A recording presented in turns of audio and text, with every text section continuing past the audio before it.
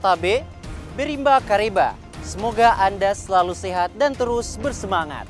Saatnya Anda menyimak berita Sulawesi Tengah bersama saya, Fatur Rahman.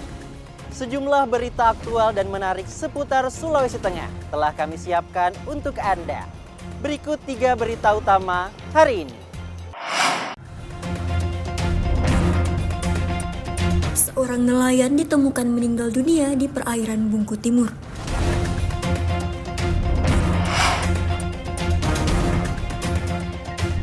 Warga serbu pasar murah yang dilaksanakan oleh pemerintah Kabupaten Donggala.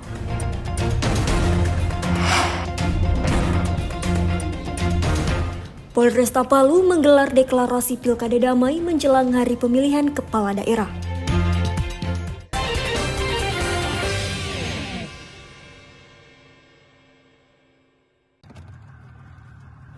Tim SAR gabungan berhasil menemukan jasad nelayan asal Desa Larowe, Kecamatan Bungkut Timur, Kabupaten Morowali, Ahad siang.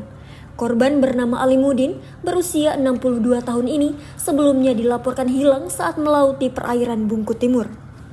Upaya pencarian oleh tim gabungan dilakukan sejak Minggu pagi dengan menggunakan perahu karet. Pencarian juga melibatkan sejumlah nelayan setempat. Saat ditemukan, posisi korban terapung dan sudah meninggal dunia. Petugas SAR gabungan yang menggunakan perahu karet kemudian memasukkan jasad korban ke dalam kantong jenazah. Selanjutnya, dibawa menuju dermaga pelabuhan dan diserahkan ke pihak keluarganya. Tim SAR gabungan berhasil menemukan korban atas nama Alimudin, usia 62 tahun, nelayan asal Desa Larowe. Pada saat ditemukan, korban dalam posisi terapung, keadaan meninggal dunia.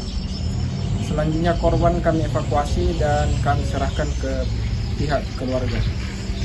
Sebelumnya, korban dilaporkan belum kembali dari memancing di perairan Bungkut Timur, Kabupaten Morowali, Sabtu 5 Oktober 2024. Korban turun melaut pada Jumat sore dan biasanya kembali ke rumah pada malam hari.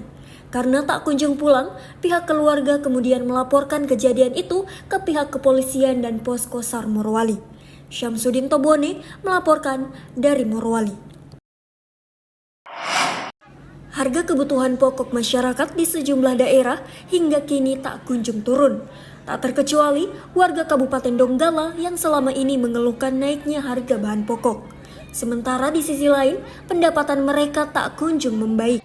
Untuk membantu meringankan beban masyarakat tersebut, Dinas Ketahanan Pangan Kabupaten Donggala melakukan operasi pasar murah. Sejumlah komoditi dan barang kebutuhan warga dijual dengan harga murah, seperti beras, telur, minyak goreng, bawang merah dan bawang putih, gula pasir, dan cabai. Pasar murah yang berlangsung di halaman kantor Dinas Ketahanan Pangan Kabupaten Donggala ini pun langsung diserbu warga. Mereka rela mengantri untuk mendapatkan sejumlah barang kebutuhan. Salah satu barang yang paling diburu warga adalah minyak goreng. Selisih harga jual komoditi tersebut lebih murah Rp10.000 hingga Rp15.000 dibandingkan di pasar.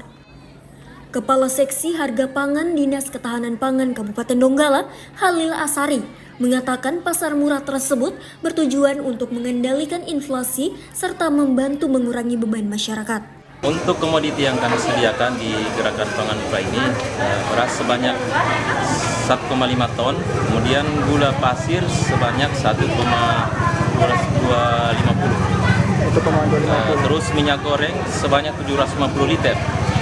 Kemudian telur ayam ada 500 rak dan tepung terigu 500 kilo, bawang putih 700 kilo, bawang merah 700 kilo, dan cabai itu sekitar 250 kilo untuk kuota yang kami sediakan di kegiatan gerakan pangan murah ini. Berarti ada 8 komoditi ya? Ada 8 komoditi yang kami sediakan. Karena ini merupakan komoditi pangan strategis yang diinstruksikan dari Badan Pangan Nasional. Pemerintah Kabupaten Donggala telah menerapkan gerakan pangan murah sejak awal tahun 2024.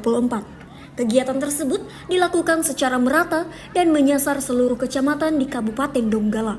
Syamsuddin Tobone melaporkan dari Donggala. Mencegah abrasi serta mempertahankan ekosistem laut agar tetap terjaga, salah satunya dapat dilakukan dengan melestarikan tumbuhan mangrove. Mangrove diyakini memiliki banyak manfaat, utamanya di wilayah pesisir pantai. Populasi tumbuhan yang satu ini juga menjadi naungan beragam habitat makhluk hidup. Belasan anak muda yang peduli terhadap mangrove kembali melakukan penanaman pohon bakau di wilayah pesisir pantai, Kelurahan Taweili, Kota Palu pada Sabtu pagi. Sedikitnya ada 50 bibit bakau yang disiapkan untuk ditanam di beberapa titik.